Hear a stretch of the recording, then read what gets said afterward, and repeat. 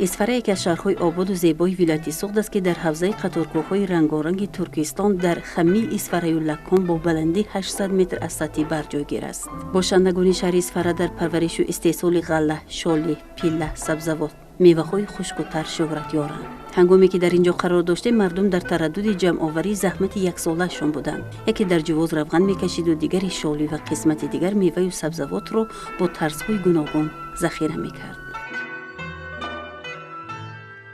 خدا با شکر امسال حاصلای گرفتیم. من امروز به نزد رفیقم آمدم به جوازخانه. دین آمدگی بودم، جوازخانه ویران بوده است، تیرش از کار برآمدگی بوده است. همراه گرفتیم، نزد دوستا رفتیم، تیر را تراشیده دادن. امروز من کار سر کردیم. از همون مغزهایی که از زردالو جدا شده میماند من میخواهم که روغن کشم. амаки ҳасанбой наҷмиддинов ҳудуди 30 сол зағир, кунҷит, офтобпараст, донаи чормағзу зардолу ва дигар маҳсулоти мардуми маҳаллро дар ҷувозаш коркар карда барои зимистон равғани омехта истеҳсол мекунад. мегӯяд чанд сол пеш таваҷҷӯҳи мардум ба равғани ҷувоз камтар буд ва ҷувозхонаҳо ҳам қариб аз кор монда буданд. ҳоло бошад ин анъана дубора эҳё шуд. 30 сол боз ҳаминҷа пеш ҳамин ҷияна ҳаминҷа кор мекард, аммо ёрдам кара ҳамон یاد گرفتم اکو برای همین جوز کشیدن همین یک جوز با 8 کیلو بار میانزیم 8 کیلو بار میانزیم 2 کیلو چیگید میانزیم 2 کیلو چیگید میانزیم 3 کیلو مغزی زردالو میانزیم 1 کیلو زغیر میانزیم 1 کیلو سیمشکی میانزیم با نیم کیلو اینداو برای سر وای شدنش نیم کیلو 250 گرم با اینداو میانزیم. همین محصولات انداختگی ما 2 کیلو 2 کیلو همین روغن میگیریم. خلق اسفره از قدیم الایام با آش پلاو عادت کردگی. مهمانان با آش پلاو قبول کرده گسیل میکنن. خودشون هم تیز آش پلاو خورده میستن. روغنی زغیر این روغنی که به نهایت با سلامتی فایده کلان دارد.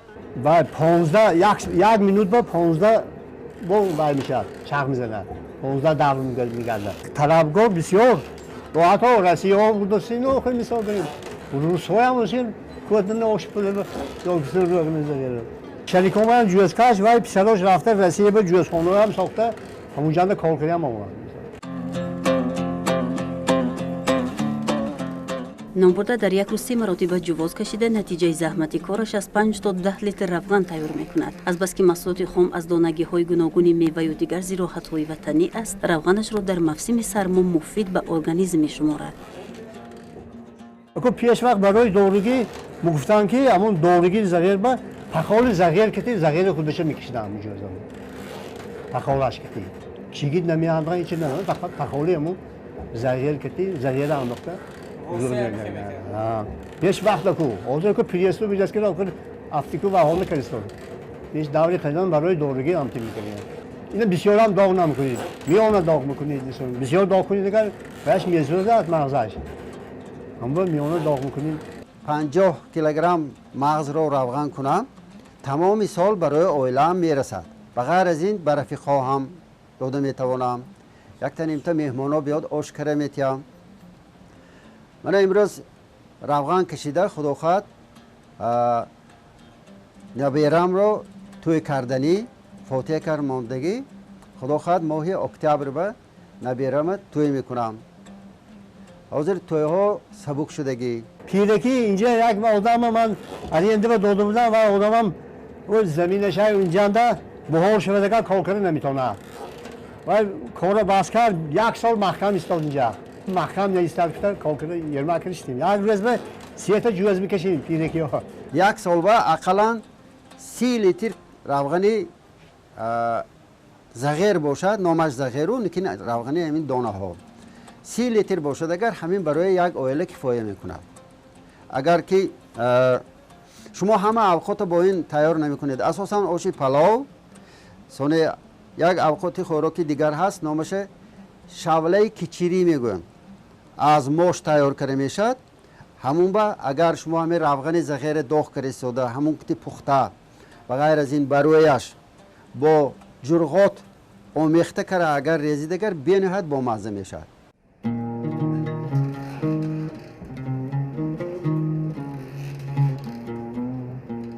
کاری حسن بویمک همین گونه تا شام ادامه می‌یابد و محصولات را با دستش میده کرده در جای اساسی جواز، یعنی مرکزی که چوب جواز در آنجا قرار دارد میاندازد. میگوید از کارم هیچ خستگی احساس نمی‌کنم، برعکس ذوق میآید و با شوق به مردم خدمت می‌کنم. عبدالوهاب واحدوف مشتری دائمی امک حسن بوی است که بعد از جمع‌آوری حاصل نصف محصولات مهنتش را در اینجا روغن می‌کند. زغیر اگر خودش اگر روغن میکشید و خودش روغنش کشته نمیشد در جواز و یک اطاله میشد و تمام گرفته نمیشد. البته و به چگیت همراه کردن در کار. بعد این دانگی ها روغنشان زیاد. من زردالوی اگر مغزش گیریم، مغز یعنی میرسنجلی اگر روغنش گیریم 1 کیلوش 400 گرم تا 450 گرم روغن میتید. هم روغنش شیرین و فایده بخش برای سلامتی.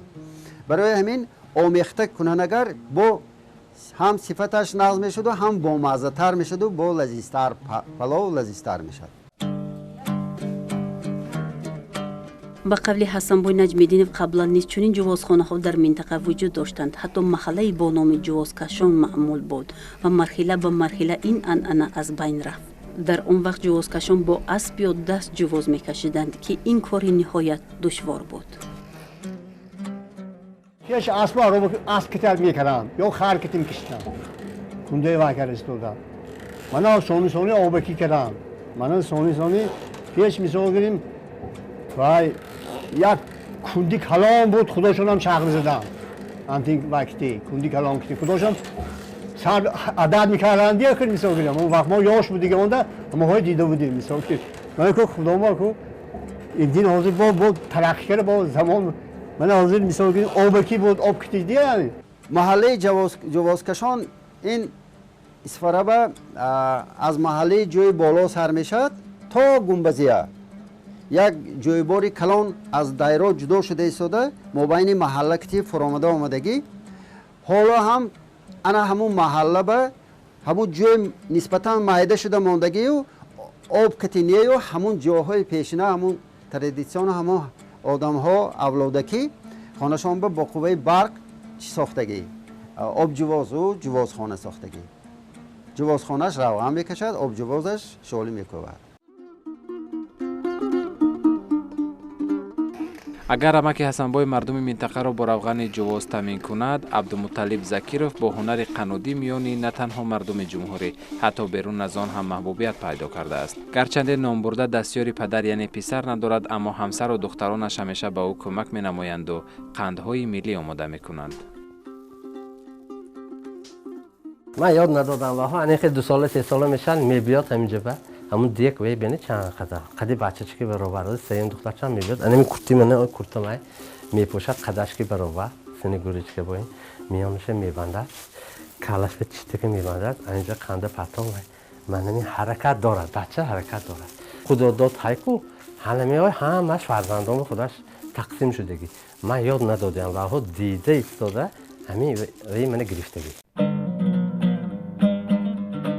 عالمی رنگین قنادی برایش از خردسالی آشناست، زیرا او در نزد پدرش که قنادی ناموری محل بود پیوسته می نشست و با نگاهی کودکانه قندهای هرخیله می ساخت و آهسته دستش به این کار عادت کرد. بعد از سر پدر کارگاه قنادی ساخته او را هیچ نخواست که ترک کند. همین طرف میراث خانوادگی را دوام داد.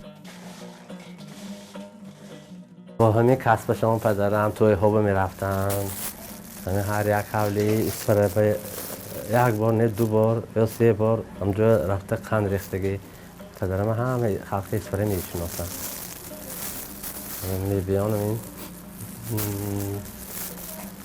روزش میگم پدرم که کلام رو رفته توی شما قندش میریزیم تا ساعت 6 به شما بید میگن و ساعت 7 به تیار شده میستن شما میبید خانوتان میبرید اونجا به چای میخورن یک دست دیگه 100 لیتری میمونن 50 کیلو شکر خالی میکنن یک فقیر آب میپتن 3 کیلو مغز گرفته و این وقتا روچنای دستشون بود اونجا به تقاره های هنه پدرم اینجا به من کم کم ناویگری ها ساختم من یه رسمی پدرم من اینجا موندم باید گفت که این عائله به استحصال 10 نمود قندهای ملی مشغول هستند. از سحر تا شام آنها تا 100-200 کیلوگرم قندهای خوش‌صفتی از جهت یک کلاغی تازه تیار میکنند. چطور معلوم شد در یک گوشه کارگاه دگدان جایگیر شده است و نامبرده کار را اول از پختن قیام آغاز کرد. قیام را در مهلت 5-6 دقیقه با دقت جوشانیدن. میگوید اگر کمی بی اهمیتی کنیم قیام میسوزد و لذت قندها به طلبات خریدار جوابگو بوده نمیتواند.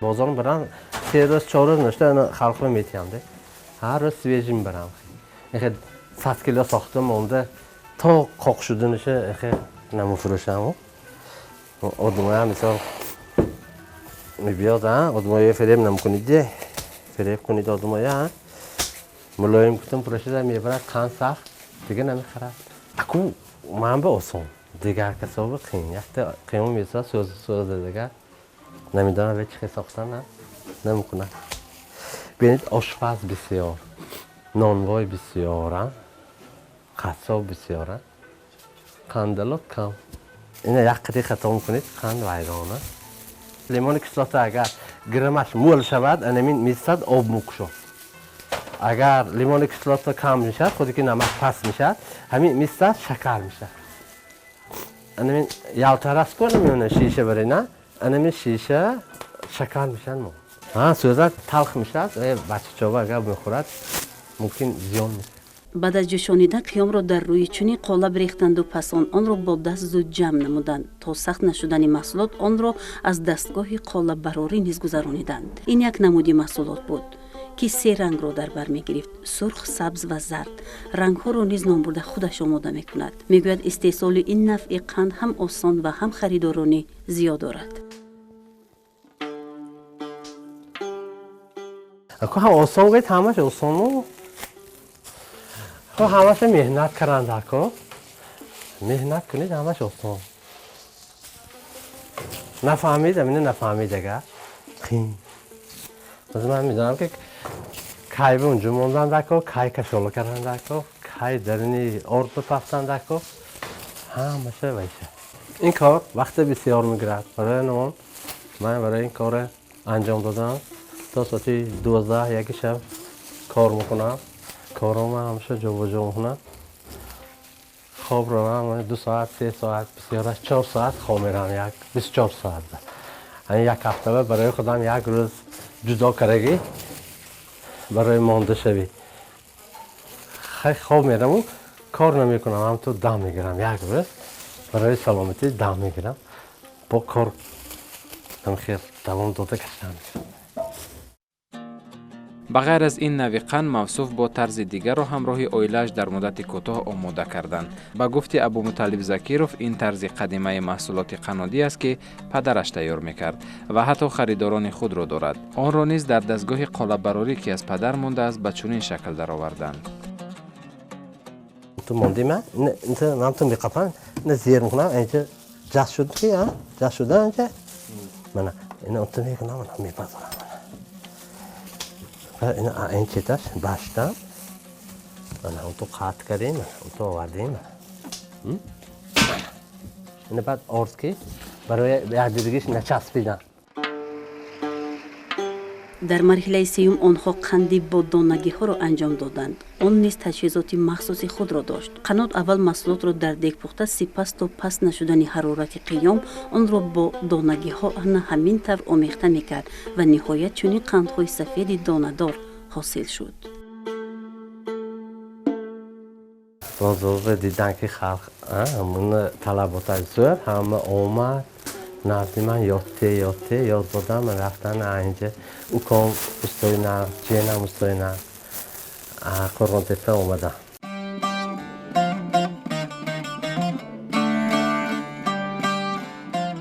اعلان شدن سالهای رشد دهات، سیاحی و هنرهای مردمی شاهراه نوی را در رشد و نموی کسب و کار قدیمی مردمی تاجیک باز نمود.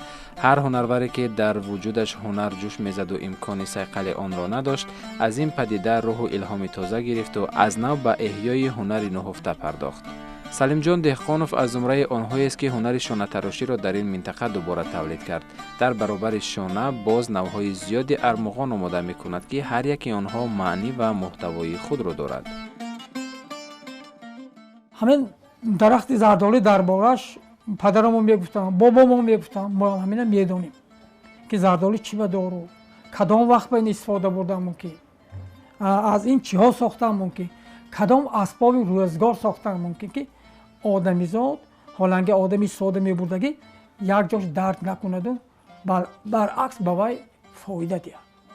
همین شانه من مثلا شانه از چوب زردآلو ساخته شده. وقتی که چوب زردآلو که شما هستید سخنهای بد کم بگویید. اگر یک تا اساس ساخته من دستی موی سفید بتیم از چوب زردآلو و اومد حقاره نگفت خند نصیحت کردیم گرد داده.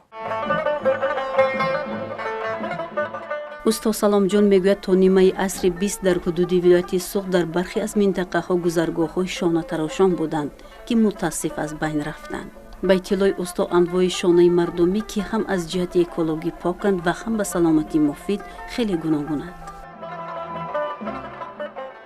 آدم هایی که حالانکه فشار بلندی دارند آنها باید استفاده کنند شانه هایی و از چهارمغز ساخته اند.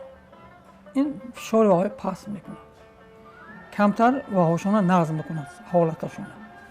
اگه همه این درختی که در همین تاجیکستان و در روی دنیا میاد این همش آدمیزاد تاثیر میکنه خواهید نخواهید. برای همین از درخت بدر ما میگفتن که چنین چیزهای ساز که مثال برای روزگار کدام مثال زنها کار میکنن، زنها و مثال برای نان راست کردن از چوب زردآلو باشد و کار کنه اگر آرام عصبش میشه. آرام کار میکنند. همین فکرهای خیال بیهوده نمیکنند. آرام کار میکنند. و این پراش هم اگر از چوب زردآلو باشد و کتی هم کار کنند تاثیر میکنه خواهید نخواهید آدم. شانه چوبین که از درخت چنار، سیب، انار، ناک، زردآلو و شمشاد می‌سازند از شانه پلاستیکی تفریقه جدی دارد. شانه برای ابروان، برای ریش، برای زلف، برای موی دراز و کوتاه و غیره وجود داشتند که امروز همه آنها به شانه‌های پلاستیکی عوض شدند. شانه‌های ساخته ما اول اینکه برای استفاده برای سالها خدمت می‌کنند، بر ضمن این روح آدم را آرام می‌کنند زیرا این محصولات از جهت اکولوژی تازه است. ایجادکار همین خیلی میشه یک میبیاد و نسبی شبم خیسه میسازید اون چیزا اون بیادگر همه خیلی چیز و چیزا همه خیلی خودش با آوره خودش با این کردیم خود زنده بایی میسازید که من همین خیلی آدم سر که من آزمونا میرم آزمون میگم که من وقت میگم که همین بیسان آزموننده همین یک چیز سازیم انا با جای تیاد نکن من پیش چی میمی همین تماشا بیرن سازی دیگه و خیلی عجایب میشه. من میخوام 100 نمود کردم میتونم. مثلا من میشه یک فیگورش مثلا میخل کر کاجا کرد، یک دیگه بود دیخل کرد. این هر یک نمود شده هم میگیره. اینجا شونه های می شونه های ریش.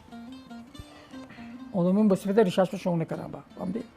اینجا شونه کاجا شونه هم که پیشینه زندگی باشه اینجا کاجان کردی. فهمیدی اینجا زلفش کاجان کردی.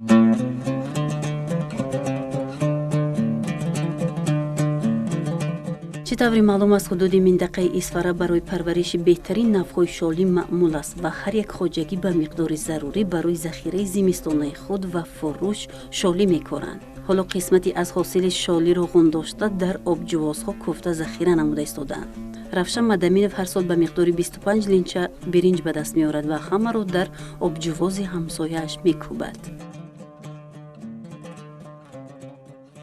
برنج ناتیار می‌بیاری.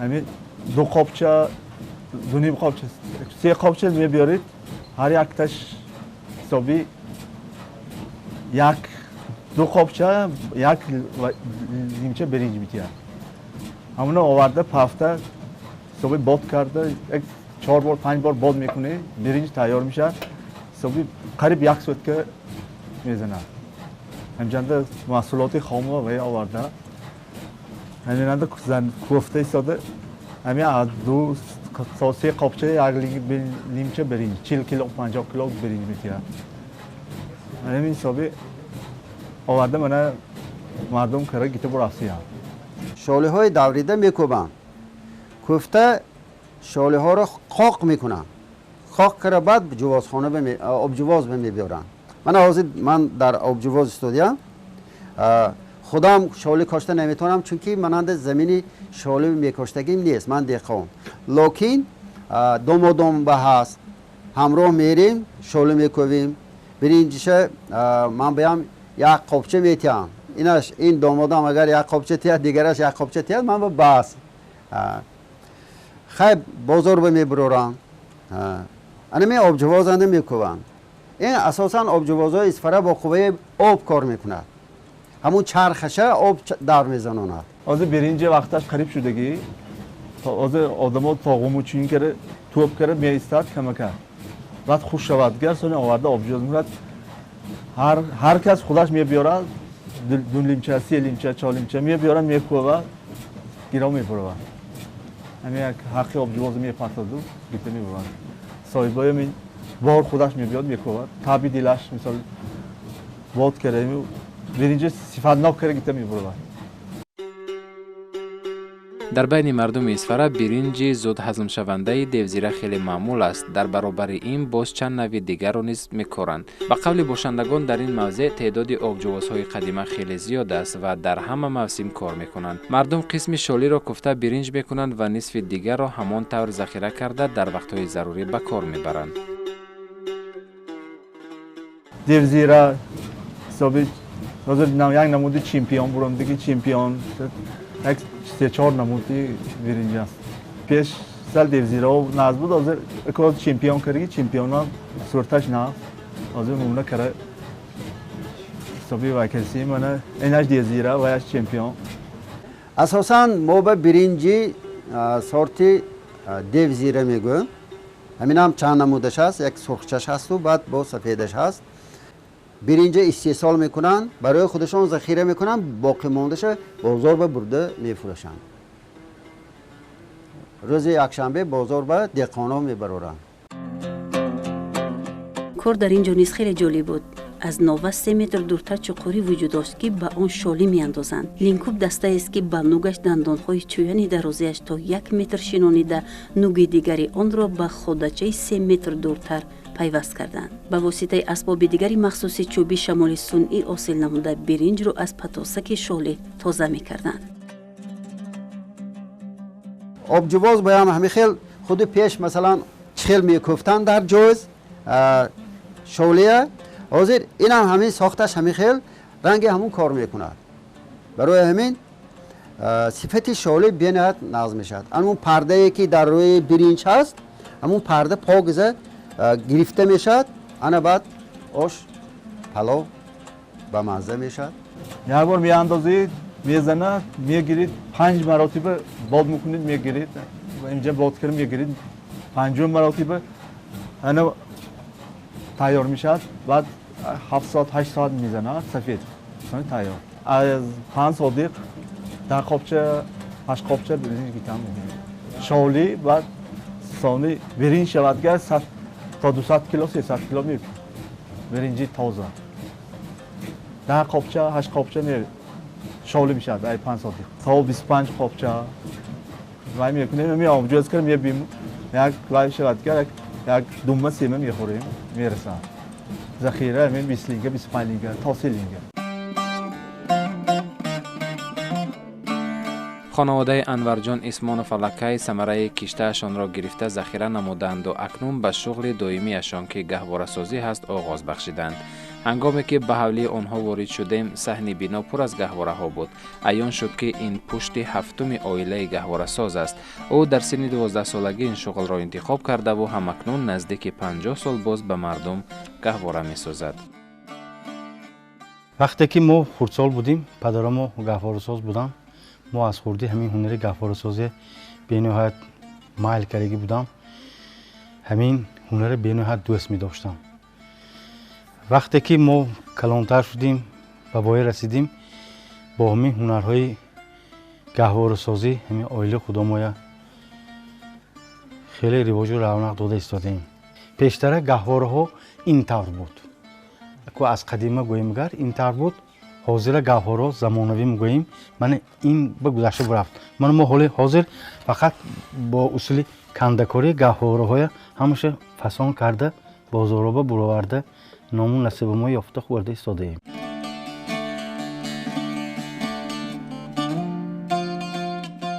میگوید همیشه پالوی پدر می نشستم و نازکی های این هنر رو که با مهر و صمیمیتی خاص برای خواب اطفال تهیه می گردد آموختم.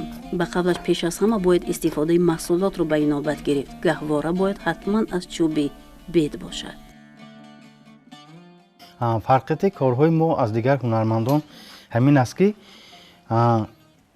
گهواره سازی فقط با چوب سیاه بید می شد.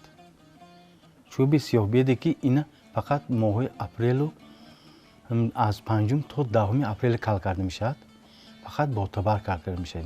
همون ماه مارت و اپریل با ما همین پالونی تیار کرده آورده خانه با میمونیم خوش کرده بعد 6 ماه این کار سانی سر میکنیم که اگر مواد و یگان خیل حشرات های ضرر رسانی که باشد آنها نیست میشن.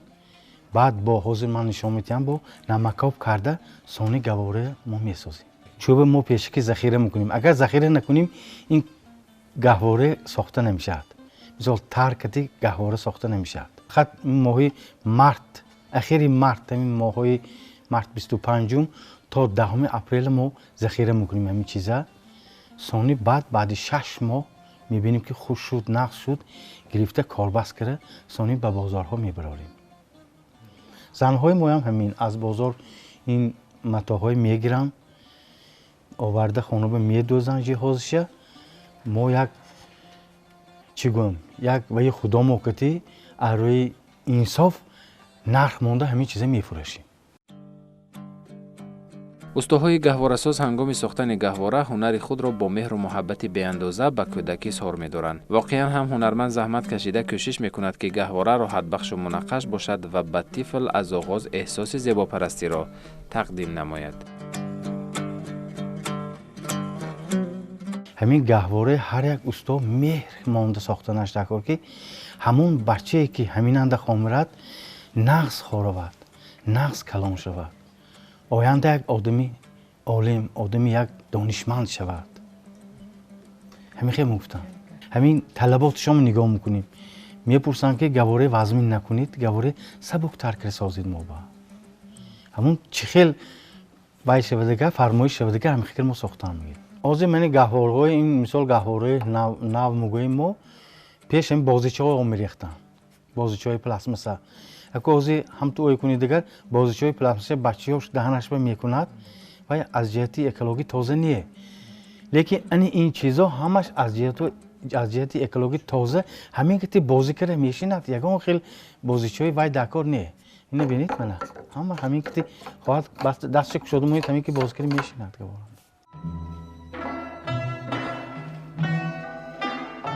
بودگو که خلق تاجیک از قدیم الایام از فرهنگ ذخیره سازی غذا برای زمستان برخوردارند. در استان مردم محصولات اولیه غذا را نه تنها برای زمستان بلکه به قدر احتیاجات سالانه عائله یعنی تا حاصل آینده ذخیره می‌کردند. به عنوان شهر اصفهان نیز از این موسم فراوانی استفاده برده به جمع و بسته‌بندی و خشکانیدن و کنسرو کنی میوه و سبزیجات و دیگر زراعت‌های کشاورزی مشغولند. هر یک خاندان این حدودهای جماعت شهرک برای گذرانیدن فصل زمستان در هر یک خاندان ذخیره کرده شده است. از آن جمله از خودی همون زمین‌های کشاورزی خود تمام نمادهای کشاورزی کارتوشکا، پیاز، سبزی، پمیدور، بادرینگ، باقلا، لبلبو، لوبیا، نسک عموما تمام همین زراعت‌ها را کشت می‌کنند. تمام روزگار آنها از همین مهنت پرثمر کشاورزی خود می باشد که امروز هر یک خاندان همین جماعت شهرک همین زیاده از 200-300 بانکه محصولات پامیداری، بادرینگی هر چیزایی که برای زمستان گذرانی است 2 برابر ذخیره کردند. شالی، گندم، روغن، قاق زردالو، دانه، قوق برای خوردنی، برای زردالو آب در زمستان. در فصل زمستان بدن انسان به ویتامین های زیاد احتیاج دارد، اما در این موسم نرخ سبزیجات و میوه های تر و تازه در بازارها گران است و یا قسمی از آنها یافت نمی شوند. بنابراین ما باید محصولات کنسرو شده را ذخیره نماییم. از همین لحاظ هر خانواده شهر اسفره در تخمخانه ها و یا حوله چاه کنده ثمره زحمتشان را با یک ترتیب معین ذخیره کردند. هر یک 100 خانه می داریم که همین 80 خانه همین خیلی تخخانه دارد، چاه دارد برای ذخیره، پورا ذخیره کردند. اینچنین ذخیره کنی دوام داره. حالی معرکه قونوچین در حاصل تیرمایی هست. البته حاصل تیرمایی ها میگون دارن شالی است، ترب هست، سبزی هست، شلغم است. همین حاصل را دارن با ذخیره میکنن. اساسا سبزی رو در چاه ها نگاهی میکنن که آن برای خوردنی خود گرفته میمونن. قسمان را چاه میکوبن، با اون میاندازن، با غولش خاک میپوشن، با اون آب میریزن. وقتی که ماه مرد، آخرای ماه مرد اون چاه را میکشوین، بعد برای فروش به بازار میبرن که اون خودی سبزی از جای حاصل گویا کنده باشه. از بس که اسفره مکانی زردالوهای نوهای گوناگون است، مردم بعد از خشکانیدن زردالو آن را نه تنها در لینچه‌ها همزمان در ظرف‌های پلاستیکی و شیشگینی ذخیره می‌کنند. این اصول نوی نگهداری زردالوی خشک است که هیچ صفت خود را گم نمی‌کند.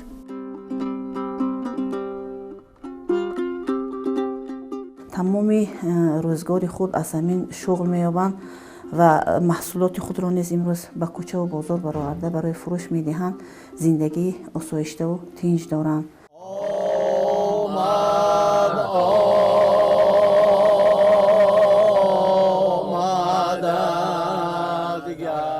همین طریق مردم شهر اسفره با استفاده از امکانات‌های موجوده زندگی آباد و آسوده دارند و به تمام ارزش‌های ملی و سنتی ارج می‌گذارند. از جمله صنعت عنعنوی نقشخوانی که قریب در همه منطقه‌ها از بین رفته است اینجا پابرجاست. اگرچند امروز نقشخوان‌های کهنسال انگشت شمار ماندند، ولی از حساب جوانان لیاقتمند این هنر را ادامه داده ایستادند.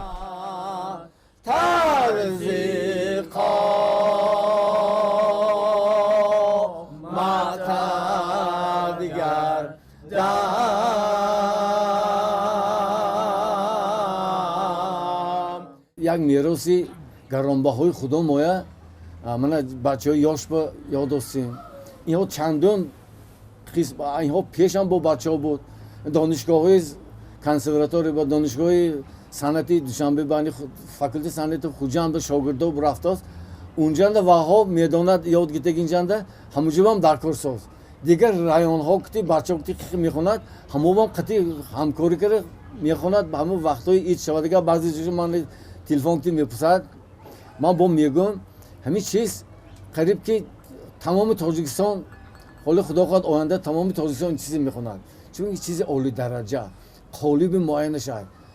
موسیقی حقانی موسیقی چی میگن موسیقی عالیش هستند.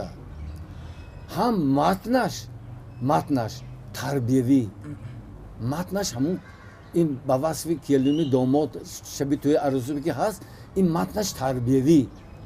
این اگر نزدیک گوش کنید اینجا ببینید، از بی صبری کسی به جای نرسید. صبر و قناعت کنی آدم یک مرتبه به صاحب میشه، یک مرتبه میرسد. صبر و قناعت و همین چیز برای آدمیزاد جدا هم ضرور بوده است. همین یک جای همین قسمت از بی صبری کسی به جای نرسید. این نقشه که اکنون دیگه مایم قریب 70 برفتیم 65 گذشتیم.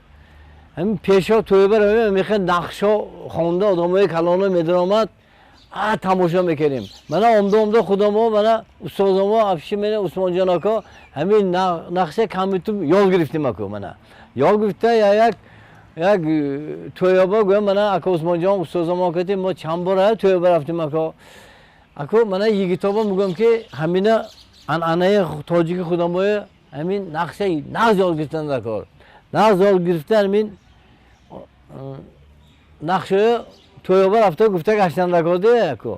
من با مایم اکو از دیگه با نقص دیگه با یادگیری سازیم. اویلاند دخترک بابای رسیده نام نیک کتی شوهر برمساز نام نیک کتی خدا همین وای بر رساندگیش به شکر میکنه اکود پی دوره پیش همین کدام توی خواننده توی شودگار تمامی صنعتکارا نقش نخوندگار نمیمون صاحب توی خونه با این نقش یک جدی تربیویش است یک تربیه معنوی تربیه زیبایی پرستیش این نقشنده برای همین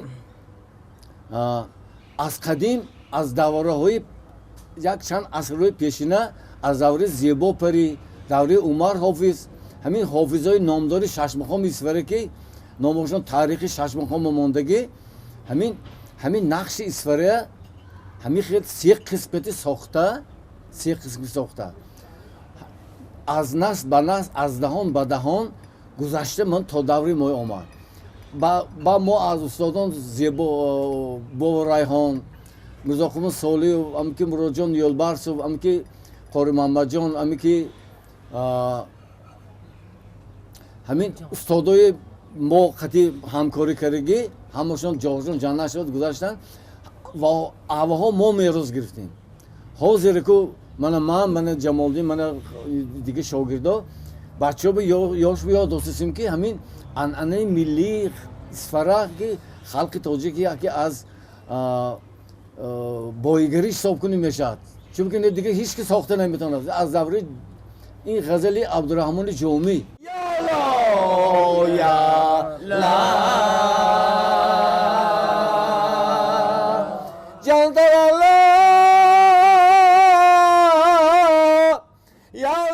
عثمان جان یوسفوف امروز در منطقه مکتب نقشخوانی خود را به وجود آورده است و تعداد 15 نفر نورس و جوان را به آموزش این صنعت نادر جلب کرده است. میگوید از بس که خواندن نقش در توی معرکه های مردمی صلح حتمی است ما این عنعنه را باید پاس داریم.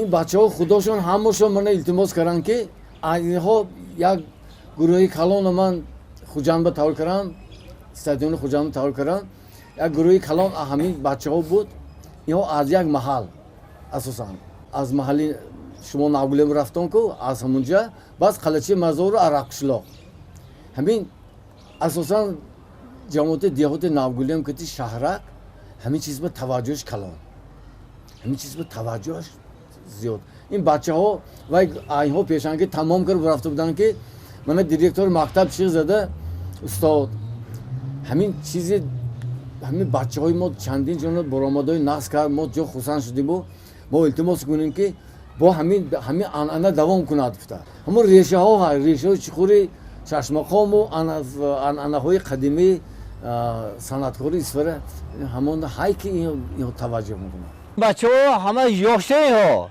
اینها آوازشان گزارش ولی سال کلانتر شوانگه آوازشان سال میبرد سال بلندتر با میخوانند حاضر اوجه ما میگرفته که به اینها آوازشان نمیتونن ولی اوجی بلند با برای همون سکن اینها سال کلانتر شوند آوازشان باقوت میشد سونه اینمی آواز به میرسد اندلی ببروریم ما اینا همیشه کلمه های همیشه قالب کردم گشته بعضی مضمونش نبود که چیزا هم بود برای که مردم نفهمه نه قالب اصلا کردیم اینا حاضر دویم قسمش حالی جدا دراز اینا که خونه دگر این جو وقتی بسیار برود و با تکسی بسیار آدم ارلش میکنند ما از یک قالب معین گرفتم که همین توی برویدم همین توی خانه برفته همین خوندم وقتی بسیار نبرود یک مضمون اساسیش انمی سرشنده انمی دویم قسمش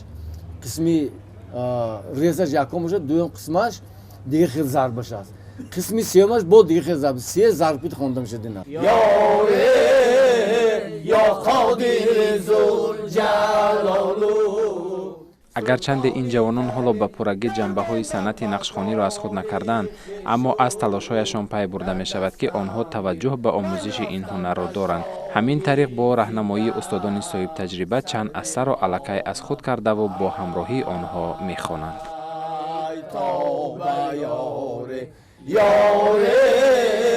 من رفتم به شاهی زنده سر مانم روخی روانی خواجه دلدوری بسیر این سیری تو در سینه یو همسایه خیران ای توبه یاره یارد منم دل خسته زارت منم از بچه را رنجی دایی ما را قلم در کرده